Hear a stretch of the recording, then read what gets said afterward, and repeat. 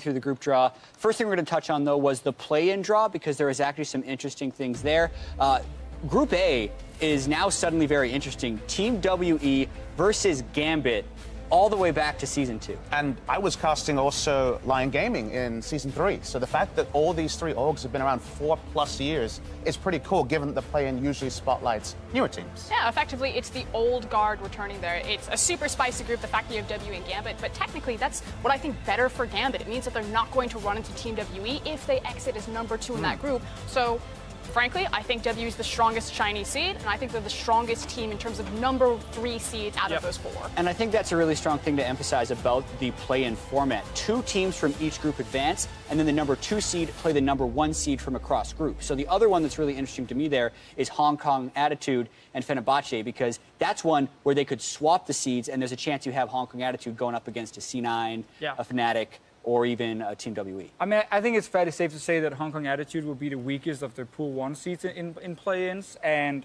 having a group with Fenerbahce, who's actually done really well in the Turkish Champions League, having Frozen in the mid lane and Move, the former jungler, who's been around the world a few times Quad now. region. Yeah, he's been in multiple regions, but he's the jungler for this team. Like, I think they actually have enough talent on their roster to win this group, and if they do that, they potentially dodge that best of 5 against a WE or a Fnatic or C9. Yeah, and the monster of the whole play-in for me is Team WE. Like, that's the one when we're seeing all of these group draws happen, A, B, C, D. You're like, well, what if WE goes into this group? Suddenly it's a lot different. Frostkern, I know you have some pretty strong thoughts about WE in the greater LPL landscape. I mean, we used to say in the LPL that while RNG had the better players, that WE had the better plays. That they've always been the most consistent, the smartest team. Yeah, they didn't make the final. They fell down in semifinals in a very tough best of 5. But over the course of the season, over the entire year, Team WE have been the consistent Chinese teams, and a lot of us have them as number 1, despite the fact that they're coming in as the 3rd seed.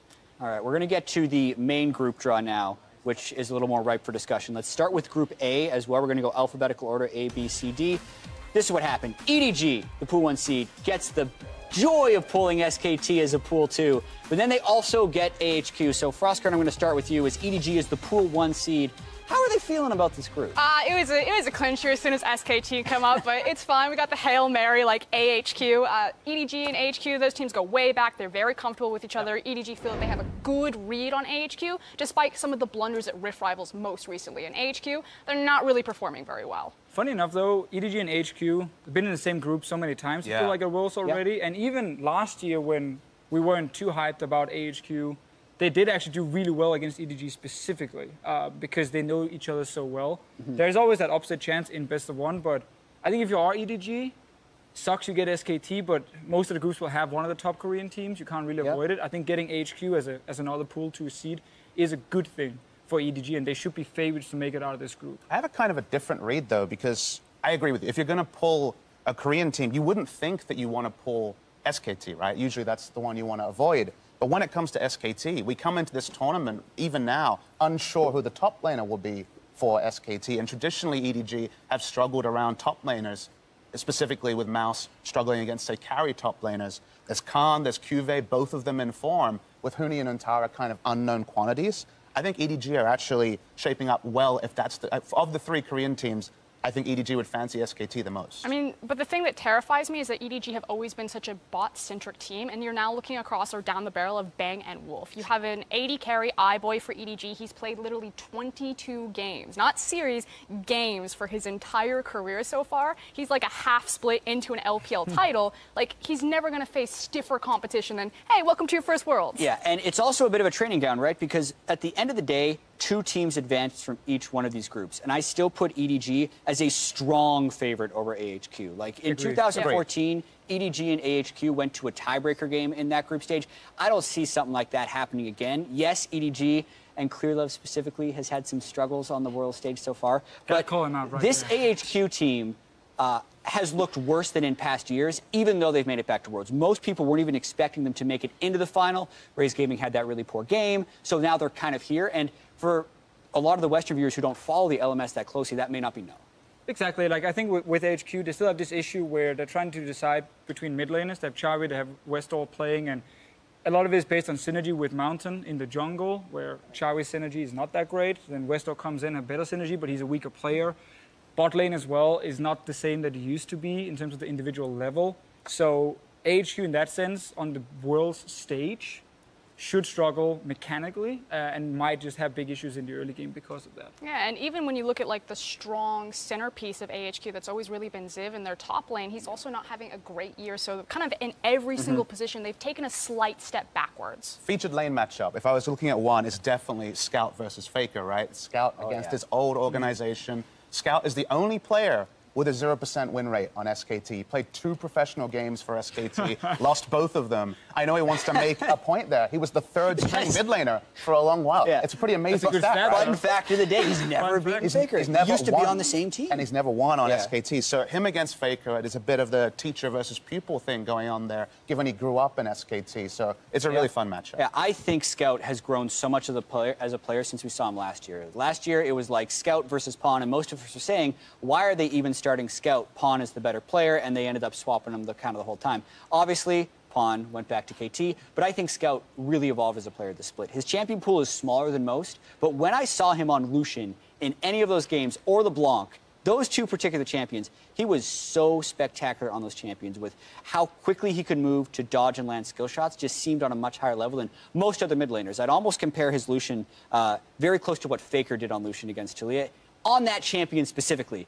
Now, whether they're on a different matchup makes it a totally different story, but I agree with you. That's an incredibly hype matchup. And it's kind of, I mean, I don't know if you'll agree with this point, but it's kind of fun because it was Scout and Pawn, right? And now the player I'd probably say that Scout emulates the most is Pawn in terms of his play style, in terms of the fact that his high highs that we saw, especially in the grand final, they're right up there, you know, MVP of the final series, but he does have those games where you wonder how he got there. And that's kind of the surreal thing, is that it's kind of the same player, at least in play style. It's just a double-edged sword. I mean, he's very aggressive. He plays with nameplates off. We saw that when he faced Crown at Rift Rivals. He didn't care that it was Crown. He's going to try to go for the 1v1 kills. And if it works out, Scout looks like the MVP of the final. And if it doesn't, you're like, what is actually wrong with this guy? He was the MVP of the final. It didn't just look like it. True. I want to mention Mako as well, though, in the bottom lane, because there's all this talk about him kind of becoming the new captain of the team and passing of the baton. Yeah, exactly. Like there's a much more like focus on him specifically. And while I think he's still a fantastic support, like the fact he's laning with this super young AD carry could become an issue in pure 2v2 lanes, but I think as long as like Mako plays to the absolute top level, I think actually they will be fine. I don't think Bang and Wolf have been like super dominant, especially in the summer split. So I'm actually not that concerned about just the laning phase for these 2 guys on the bottom lane. And if Mako can actually get, you know, unleashed, then I think he can do a lot of damage. I mean, that's always been the X factor, is making sure that you can unlock Mako to roam around. The concern, though, is that iBoy, very young player, if you leave him alone, if he's farming a side lane, he'll do silly things. He doesn't have the experience, he gets picked off. But if, you know, Babysitter Mako is holding his hand, he's okay. Yeah, and the tweak with all these groups this year, since we didn't have a direct pool 3 draw and we're getting them through the play-in, is we don't necessarily know who the 4th team will be. We can start speculating a little bit, though. So we know the pool 1 teams from the play-in are generally stronger. So in a theoretical world where it's Hong Kong Attitude, the LMS 3rd seed, the NA 3rd seed, the EU 3rd seed, and the Chinese 3rd seed right there, since you already have an LMS and an LPL team in this group, in EDG and HQ, if that happened, I know it's a lot of ifs, but if that happened, it would be either C9 or Fnatic who slots into this group, because you wouldn't be able to get the LPL or the LMS, which is just interesting food for thought.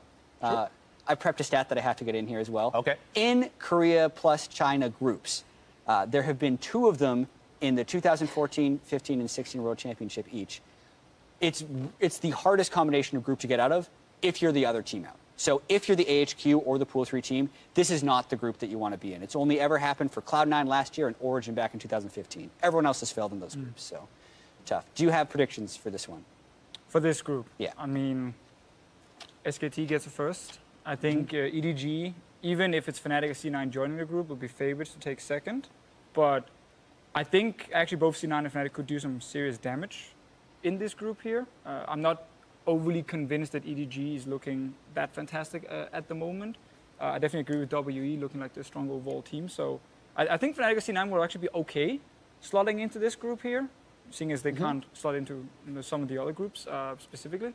And it should be very interesting because HQ should be weaker than both those teams. I mean, frankly, the elephant in the room for EDG is still going to be Mouse in the top lane. So any team that has a strong top laner that can play a 1-3-1 is going to exploit him in a side lane. Fnatic have been known to do that. Yeah, Impact has been kind of hit and miss, but his regional finals was off the chain. And if he plays like that against Mouse, he's just going to absolutely blast him. EDG, they thrive in 5v5s. They thrive around their bottom lane. If you can absorb that with, like, Reckless, then I think they fall over. Yeah, let's focus in on just specifically SKT EDG. It does seem a little bit clear-cut, but do you see it that way? Is it almost certainly going 1, 2, 3 in that order? It's SKT, EDG, AHQ? I would say the only bold statement I can make, because I think EDG and SKT getting out are that's a pretty cut and dry prediction.